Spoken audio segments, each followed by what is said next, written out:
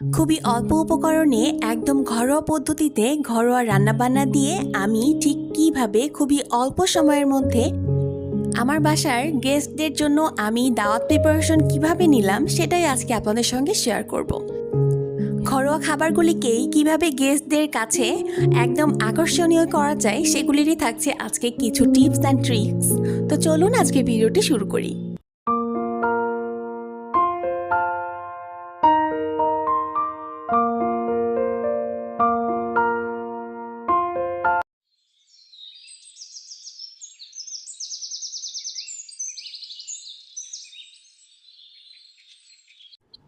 আসসালামু আলাইকুম, কেমন আছেন সবাই? আশা করছি সকলেই খুব ভালো আছেন এবং সুস্থ আছেন। আলহামদুলিল্লাহ, আমিও আমার পরিবার নিয়ে বেশ ভালো আছি।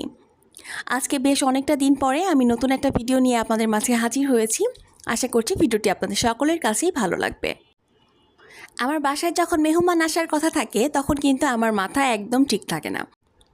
আমার কাছে মনে হয় গেস্টেরা এসে যে খাবারগুলি খাবে তো সেগুলির সাথে সাথে আমাকে আমার রুমগুলিও ভালো করে ডেকোরেশন করতে হবে। মানে এক কথায় যে খুব সুন্দর করে একটু ক্লিন করে রাখলে আমার মনের কাছে একটু শান্তি লাগে। তো আজকে প্রথমেই কিন্তু সেগুলোই করে নিয়েছি। এদিক থেকে আমি ডাইনিং টেবিলটা বেশ সুন্দর করে একটু সাজিয়ে গুছিয়ে রেখে দিয়েছি। এখন কিন্তু বেশ একটু চোখের প্রশান্তি মনে হচ্ছে। আর এদিকে আমি কিন্তু রুম টুম সব গুছিয়ে তারপর রান্নাবান্নার ক্ষেত্রে চলে এসেছি। আর কিচেনে এসে আমি প্রথম যেটা করেছি সব কিছু একদম সুন্দর করে মেরিনেশনের ব্যাপারটা যেগুলি থাকে সেগুলিকে সুন্দর করে রেখে দিয়েছি। অনেকের কাছে অনেক রকমের পদ্ধতি আসলে আছে, কিন্তু আমি যেটা করি যে আমার বাসায় যখন গেস্ট আসার একটা ব্যাপার থাকে তখন আমি সবগুলিকে ভালোভাবে গুছিয়ে টুছিয়ে নিয়ে তারপর রান্নাবান্না শুরু করি। তো আরও একটা কাজ করি কি যে তখন মশলা কষিয়ে টষিয়ে যে সুন্দর করে রান্না করার সেই ব্যাপারটা মাঝে মাঝে করি, কিন্তু যখন এই যে আজকের মতো যেমন বেশি একটা সময় নেই তখন আমি করি কি যে মাংস টাংসগুলি সুন্দর করে একটু মেরিনেশন করে তারপর কিন্তু একবারে বসিয়ে দিই। মানে এক কথায় বলতে গেলে যে হাতে মাখা যে রান্নাগুলি সেগুলি করে ফেলি। তো এতে কিন্তু স্বাদের কোনো হেরফের হয় না, মাশাআল্লাহ খেতে কিন্তু মজাই হয়। ওদিক থেকে আমি কিন্তু চিকেনটা বসিয়ে দিয়েছি আগেই, আর এদিকে আমি পটল ভাজি আর বেগুন ভাজি করব আজকে। তো আমি ভাবলাম যে আলাদা আলাদা করে লবণ হলুদ মাখানোর ক্ষেত্রে আমি একসাথে করে মাখিয়ে তারপর কিন্তু ভেজে নিলেই হবে। তো এখানে আমি অনেকগুলি কিন্তু নিয়েছি হচ্ছে পটল আর বেগুন।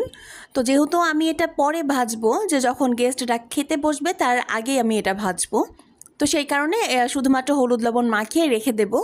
আর যখন খাবো তখন তার আগে একটু ভেজে নিলেই হবে। আর ওই যে আমি কিন্তু আগেই বলেছি যে আমি আজকে সকল কিছুই ঘরোয়া পদ্ধতিতে এবং এক কথায় যে ঘরোয়া রান্নাবান্না যেগুলি থাকে আমি সেগুলিই করব। তো আমার কাছে আবার এই রান্নাগুলি কিন্তু বেশ ভালো লাগে, মনে হয় যে এই রান্নাগুলি করলে তৃপ্তি করে খাওয়া যায়। আর এই রান্নাবান্নাগুলিকে আসলে একদম বলা যায় যে বাংলাদেশি স্টাইলের দাওয়াতের রেসিপি এগুলি। তো শর্টকাটে এগুলি রান্না করলে মনে হয় যে খুব তাড়াতাড়ি রান্নাবান্না হয়ে যায়, গোছগাছ করে আমরা একদম রিল্যাক্সে থাকতে পারি। তো আমি সেই কারণেই কিন্তু এরকম একদম সিম্পল রান্নাবান্না চুজ করি যখন আমার বাসায় গেস্টরা আসে। আমি আজকে চিংড়ি মাছ ভুনা করব, তো সেই জন্য আমি এখানে চিংড়িগুলিকে প্রথমে একটু ভেজে নিচ্ছি, খুব বেশি ভাজবো না। চিংড়ি ভাজার ক্ষেত্রে কিন্তু একটা ট্রিক্স রয়েছে, যে চিংড়ি ভাজতে গেলে আপনি বেশ অনেকটা সময় নিয়ে কিন্তু চিংড়িটা ভাজতে পারবেন না। আর যদি অনেকটা সময় নিয়ে ভেজে ফেলেন তাহলে যখন রান্না করবেন রান্নার পরে এটা অনেকটা রাবারের মতো হয়ে যায় খেতে, তো খুব বেশি একটা ভালো লাগে না। তো চিংড়ি ভাজার ক্ষেত্রে 1-2 মিনিটই যথেষ্ট, এর থেকে বেশি আসলে চিংড়িটা ভেজে নেওয়া আসলে ঠিক না। আর চিংড়ি ভাজার পর আমি এখানে সুন্দর করে ভুনা করে নেব। আর এই তো ভুনা করার জন্য আমি কিন্তু পেঁয়াজগুলিকে খুব বেশি একটা যে একদম বেরেস্তার মতো করে ভাজা বা একটু বেশি ভাজা, আমি কিন্তু সেই পেঁয়াজগুলিকে সেভাবে ভালোভাবে ভাজি না। তো মানে পেঁয়াজটা সিদ্ধ হবে ঠিকই, কিন্তু দেখতে মনে হবে যে কাঁচা কাঁচা আছে, একটু নরম নরম আছে যখন, তখনই কিন্তু বাকি মশলা টশলাগুলো দিয়ে দিতে হবে। এই ক্ষেত্রে আমার মনে হয় এভাবে যদি চিংড়িটা ভুনা করে নেওয়া যায় তাহলে কিন্তু বেশি টেস্টি হয় খেতে। চিনিটা রান্না হতে হতে আমি আমার প্রিয় আপু ভাইয়া এবং আন্টিদের কাছে একটি লাইক চেয়ে নিচ্ছি। আমার আপু ভাইয়ারা কিন্তু ভিডিওটি দেখে ঠিকই, কিন্তু লাইক দিতে একেবারেই মনে থাকে না, তো সেই কারণে প্রতিদিনই কিন্তু মনে করিয়ে দেই। তো যদি ভিডিওটি ভালো লাগে তাহলে প্লিজ একটি লাইক দিয়ে আমার পাশে থাকবেন। আর যদি খুব বেশি ভালো লেগে যায় তাহলে প্লিজ আমার চ্যানেলটি সাবস্ক্রাইব করে পাশে থাকা বেল আইকনটি ক্লিক করে রাখবেন। এতে করে আমি যখনই ভিডিওগুলি আপলোড করব তখনই আপনার নিকট নোটিফিকেশন পৌঁছে যাবে। আপনি আপনার সময় মতো আমার ভিডিওগুলি দেখে নিতে পারবেন। বাঙালি রান্নার মধ্যে যদি রুই মাছ না থাকে তাহলে আমার কাছে মনে হয় যে না, কোনো একটা কিছু মিসিং আছে। তো সেই কারণে আমি কিন্তু আজকে বেশ বড় বড় সাইজের একটু রুই মাছগুলি নিয়েছি, আর সেগুলিকে আমি আজকে ভুনা করব। মানে আমি সব কিছুই আজকে একটু ভুনা ভুনা টাইপের রাখতে চেয়েছি, তো সেই কারণে কিন্তু রান্না করব।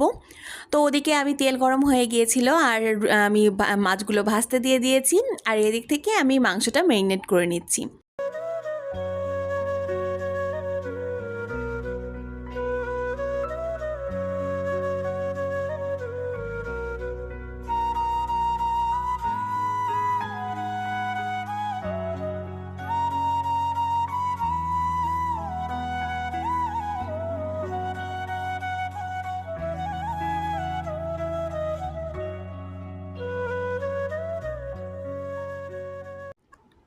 গরুর মাংস রান্নার ক্ষেত্রে আমি অল্প একটু সরিষার তেল ওর মধ্যে দিয়ে থাকি। আমার কাছে মনে হয় যে এইটার একটা অন্যরকম ফ্লেভার আসে, তো আমার কাছে কিন্তু বেশ ভালো লাগে। বাসায় গেস্ট আসবে আর বিছানা একটা সুন্দর একটা চাদর বিছাবো না তাহলে কিন্তু হয়ই না। তো আমি কিন্তু বেডরুমটা একটু ভালো করে গুছিয়ে নিয়েছি, আর আমার কাছে মনে হয় যে রুমটা যদি একটু সুন্দর করে গুছিয়ে নেওয়া যায় তাহলে চোখের যে একটা শান্তি লাগে সেটা কিন্তু খুবই ভালো লাগে। আর গেস্টরা যেহেতু আসবে তখন তো একটু স্পেশাল করে সব কিছু সাজাতেই হবে। এদিক থেকে আমি গরুর মাংসটা ম্যারিনেট করে তারপর কিন্তু প্রেশার কুকারে দিয়ে দেবো, ভালো করে কষিয়ে তারপর রান্নাটা করে নেব। এই ভিডিওটা তার আগের দিন রাতের ছিল। তো আমাদের আসলে 5 বছর পূর্ণ হলো আলহামদুলিল্লাহ। সেদিন আসলে আমাদের অ্যানিভার্সারি ছিল, তো আরহামের বাবা আমাকে এইগুলি নিয়ে এসে দিয়েছিল। আর এই সব ফুল পেয়ে তো আমি মহা খুশি, কারণ ফুল আমার ভীষণ পছন্দের। আর যদি সেটা পাওয়া যায় হাজব্যান্ডের কাছ থেকে তাহলে তো আর বলার মতো কথাই না, দারুণ খুশির একটা মুহূর্ত। আর তাও আবার সেগুলি আমাকে এনে একদম সারপ্রাইজ করে দিয়েছে, তো অসম্ভব রকমের ভালো লেগেছে। তো সকলেই আমাদের জন্য দোয়া করবেন যেন সারাটা জীবন এভাবেই থাকতে পারি এবং দুজন দুজনের পাশে থাকতে পারি সব সময়। এটা যে আমার কি পছন্দ, আসলে বেলি ফুলের এই যে হাতের যে একটা গাছটা টাইপের থাকে এটা আমার খুবই পছন্দ। আর বেলি ফুলের যে একটা তীব্র যে একটা ঘ্রাণ এটা আমার অনেক বেশি ভালো লাগে। তো বরের কাছ থেকে এগুলি পাওয়া কিন্তু অনেক ভাগ্যের ব্যাপার আমার কাছে মনে হয়। তো আমার কাছে এটা খুবই পছন্দের, সে যে মনে করে এটা নিয়ে এসেছে তো তার জন্য কিন্তু আমি অনেক খুশি হয়ে গিয়েছিলাম।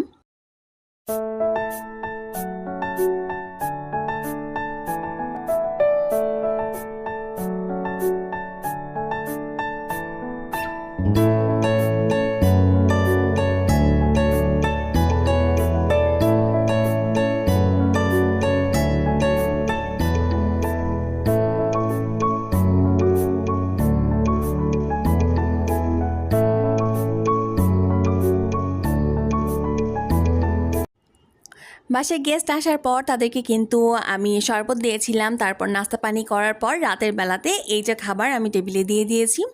তো আমি আজকে এখানে রেখেছিলাম পোলাও, রুই মাছ ভুনা, তারপর ছিল হচ্ছে মুরগির মাংস, তারপর চিংড়ি মাছ, আলুর চপ, পটল ভাজি, বেগুন ভাজি আর গরুর মাংস। খুবই অল্প সময়ে কিন্তু এই রান্নাগুলি আপনারা করে নিতে পারবেন। আমি জাস্ট 2 ঘন্টা সময় পেয়েছিলাম, তার মধ্যে আমি এই রান্নাবান্নাগুলি কমপ্লিট করেছি। আলহামদুলিল্লাহ সব কিছু ভালোভাবে কমপ্লিট করতে পেরেছি। তো আজকের ভিডিওটি এই পর্যন্তই রাখছি, দেখা যাবে পরের ভিডিওতে ইনশাল্লাহ। ততক্ষণ পর্যন্ত সবাই ভালো থাকুন। খোদা হাফেজ, আসসালামু আলাইকুম।